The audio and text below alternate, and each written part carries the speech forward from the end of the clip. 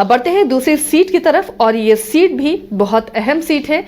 ये सीट है तेज प्रताप की सीट। तो ये सीट हसनपुरा की सीट है और हसनपुर में इस बार का समीकरण किसे फेवर करेगा उस पर तो हम चर्चा करेंगे, लेकिन उससे पहले इस सीट के मिजाज को जान लेते हैं। इस सीट में क्या समीकरण काम करते रहे उसे जान लेते हैं। हसनपुर की सीट क्यों इतनी दिलचस्प बनी हुई है और इसका रिकॉर्ड, इसका इतिहास क्या रहा है?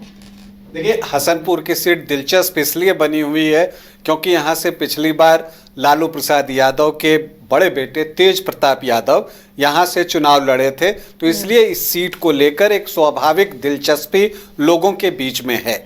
लेकिन इस बार ये दिलचस्पी और भी ज्यादा है और वो इसलिए है कि तेज प्रताप का एक बयान संभवतः दिसंबर के महीने में आया था, जब उन्होंने इच्छा व्यक्त की थी कि वो वापस महुआ लौटना चाहते हैं। तो अब जो एक चर्चा चल रही है कि क्या तेज प्रताप हसनपुर से ही चुनाव लड़ेंगे या वो वापस जो है महुआ की तरफ लौटेंगे, ये एक बड़ा सवाल है और इस पर सबकी नजरें जो है वो लगी हुई हैं। हालांकि अगर आप देखें तो जब महुआ में तेज प्रताप लड़े थे तब उन्हें 43% वोट आए थे और हसनपुर में उनको 47.27%, मतलब कि अगर आप प्रतिशत के लिहाज से देखें तो हसनपुर में ज्यादा वोट उनको जो है वो मिले थे। लेकिन इस बार जब लोकसभा का चुनाव हुआ है तो यहां पर एनडीए को बढ़त मिली है। यहां पर लोजपा के जो प्रत्याशी थे राजेश वर्मा, उन्होंने यहां पर जो है लीड ली थी और वो लीड जो है बड़ी लीड थी, 20,000 वोटों की लीड उन्होंने हसनपुर में हासिल की थी। तो अब इसके बाद क्या होता है ये देखना होगा। हालांकि वो वीडियो भी बहुत ही लोगों ने देखा था, जो महुआ के विधायक थे वो रोने लगे थे और कहे थे कि मैं डॉक्टर हूं और क्या करूंगा, फिर डॉक्टरी करूंगा, इस तरह की बातें आई थी। तो जो अभी सबसे बड़ी चर्चा का जो है वो विषय बना हुआ है वो यही बना हुआ है कि तेज प्रताप हसनपुर से ही लड़ेंगे या फिर वो महुआ जाएंगे। लेकिन जब हम हसनपुर सीट की बात कर रहे हैं तो एक बात है, जो आप आंकड़ों को देखते हैं तो एक बात बहुत साफ साफ दिखता है कि ये जो सीट है हसनपुर की, ये समाजवादियों का गढ़ रहा है। मतलब जो सोशलिस्ट विचारधारा है वो यहां पर प्रिवेल करती है और उसका जोर रहा है। और इसका अंदाजा आप इससे लगा सकती हैं कि ये इस सीट पर कांग्रेस को सिर्फ एक बार जीत मिली है और बीजेपी आज तक इस सीट को जीत ही नहीं सकी है। तो यहां पर जो सोशलिस्ट रहे हैं उन्होंने लगातार जीत हासिल की है। और इसके अलावा अगर हम बात करें तो जो सोशलिस्टों की जब बात निकली है तो यहां पर जो सोशलिस्ट के बड़े लीडर थे गजेंद्र प्रसाद हिमांशु, वो यहां से 7 बार चुनाव जीते हैं और यह बताता है कि वो किस कद के नेता थे। लोहियावादी थे, लोहिया के विचारों से बहुत प्रभावित थे।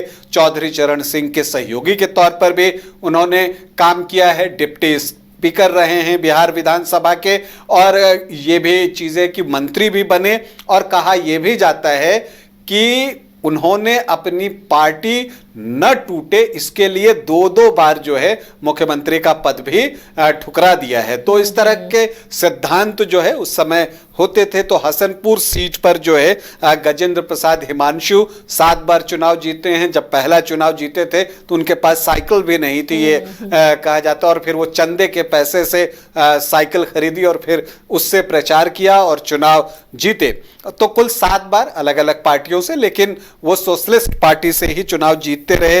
अगर आप देखें तो 1967, 69 और 72 में गजेंद्र प्रसाद हिमांशु जो हैं संयुक्त सोशलिस्ट पार्टी के टिकट पर जो है 27 वर्ष की उम्र में उन्होंने पहला चुनाव 1967 में जीता। तो 3 बार तो एसएसपी के टिकट पर उन्होंने चुनाव जीता। फिर 1977 में जब जनता परिवार एक जगह पर आ गया, जितने भी सोशलिस्ट हैं जनता पार्टी के झंडे तले आए, तब उन्होंने जनता पार्टी के टिकट पर जो है 1977 का चुनाव जीता। फिर जनता पार्टी सेकुलर के टिकट पर 1980 का चुनाव जीता और फिर 90 में भी वो चुनाव जीतने में सफल रहे जनता दल के टिकट पर, और 2000 में वो जेडीयू के टिकट पर चुनाव जीते और फिर उन्होंने सक्रिय राजनीति से अपने आप को अलग कर लिया। जब हम हसनपुर सीट की बात करते हैं तो तो जो 14 चुनाव यहाँ पर हुए हैं, पहला चुनाव 1967 में हुआ था, तो जो 14 चुनाव हुए हैं उसमें आरजेडी 3 बार, जेडीयू 3 बार,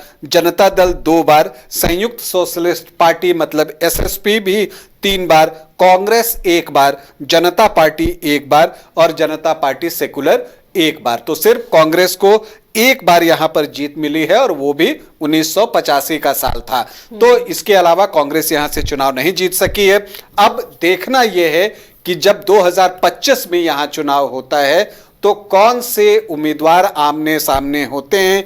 जेडीयू के टिकट पर यहां 2 बार चुनाव जीत चुके हैं राजकुमार राय, 2010 में भी वो चुनाव जीते थे, फिर 2015 में भी जो है वो चुनाव जीते और वो अभी एक्टिव हैं। अगर आप उनके सोशल मीडिया पर जाएंगी तो वहां पर दिखता है कि वो सक्रिय हैं, मतलब ये है कि चुनाव लड़ने के मूड में हैं। अब देखना यह है कि तेज प्रताप यहां से चुनाव लड़ते हैं या वो वापस महुआ लौटते हैं। लेकिन जो समीकरण है वो यहाँ पर यादव जाति को ही सपोर्ट करता हुआ नजर आता है, इसलिए मुकाबला अगर तेज प्रताप यादव रहते हैं और उधर से अगर दूसरा कोई यादव होता है तो इन दोनों के बीच ही टक्कर होनी है, यादवों के बीच में ही टक्कर होनी है। जी, यहाँ पर आमतौर पर यही देखने को मिलता है कि मुख्य जो मुकाबले में रहते हैं 2 यादव ही रहते हैं, क्योंकि यादव बाहुल्य इलाका है। अगर आप सरनेम से जाएं तो यादव 21.4% हैं एक आंकड़े के अनुसार, और राय भी जो हैं यहाँ पर 3.3% हैं। तो यादवों की एक बहुत अच्छी संख्या है और प्लस अगर आप जोड़ें तो जो मुस्लिम वोटर्स हैं वो 11% से ज्यादा हैं। तो एक माई का समीकरण जो है यहाँ पर बन जाता है। तो इसलिए यहाँ पर चुनाव दिलचस्प होता है और यह आरजेडी को सूट करता है। लेकिन यही बात है कि जो सामने भी यादव जाति से ही कैंडिडेट होते हैं तो यादव वोटों में एक सेंधमारी जो है वो होती है। यादव में लालू यादव बड़ा नाम है और उनके जब बेटे चुनावी मैदान में होते हैं तो वो फायदा उन्हें मिलता है। बिल्कुल, इसका एडवांटेज उनको जो है निश्चित तौर पर मिलता है। और मैं जब समीकरण देख रहा था तो हसनपुर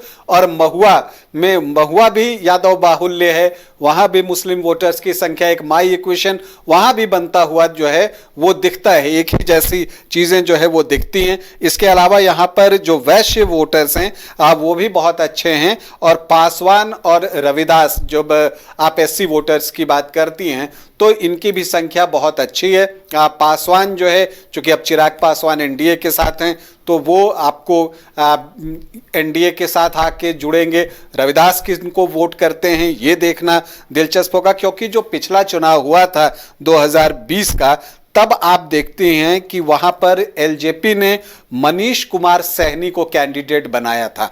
यहां सैनी वोटर्स भी ठीक ठाक हैं और उन्होंने 8,797 वोट लाए थे, मतलब 5% से ज्यादा वोट। तो जेडीयू कैंडिडेट को उम्मीद होगा कि वो वोट इस बार उनके साथ जुड़ेगा। इसके अलावा आरएलएसपी से भी कैंडिडेट यहां पर था और जैप के कैंडिडेट की हम बात करते हैं, जो पप्पू यादव की पार्टी थी, वहां से अर्जुन प्रसाद यादव जो है वो चुनाव लड़े थे और वो भी लगभग 10,000 के आसपास वोट लाने में कामयाब हुए थे।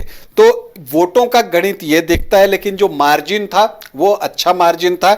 तेज प्रताप 21,000 से ज्यादा वोटों से यहां चुनाव जीते थे। हालांकि जब काउंटिंग की शुरुआत हुई थी तो पहले वो पीछे थे, लेकिन फिर जब एक बार बढ़त बनाई तो लगातार बढ़त बनाते गए और फिर बड़े मार्जिन से उन्होंने चुनाव जीता। लेकिन अब ये देखना है कि तेज प्रताप यादव क्या सोचते हैं, क्या वो हसनपुर में ही रहेंगे, क्या यहीं से चुनाव लड़ेंगे, क्या उनके सामने राजकुमार राय ही रहेंगे, या फिर जो है तेज प्रताप यादव यहां से लौटकर महुआ जाते हैं। चलिए, तो बेहद दिलचस्प है इस बार इन दोनों सीटों पर ही कि क्या होगा और कौन कहां से लड़ेगा और समीकरण आखिर कौन से काम करने वाले हैं। बहुत बहुत शुक्रिया रंजन जी इस तमाम जानकारी के लिए। तो फिलहाल भोरे और हसनपुर को हमने स्कैन किया है कि यहाँ पर कौन से फैक्टर काम करने वाले हैं और हसनपुर में सबकी निगाहें इसलिए टिकी हुई हैं कि क्या तेज प्रताप यहाँ से चुनावी मैदान में उतरेंगे या वापस वो महुआ जाएंगे। फिलहाल हमारी नज़र भी बनी रहेगी और आप तक वो अपडेट भी हम पहुँचाते रहेंगे। आज के लिए सिटी स्कैनर में इतना ही। अगले दिन फिर हाजिर होंगे कुछ दूसरी विधानसभा सीटों के साथ और उसे स्कैन करेंगे। आप देखते रहिए न्यूज़ बाइस्कोप। हमें दीजिए इजाजत।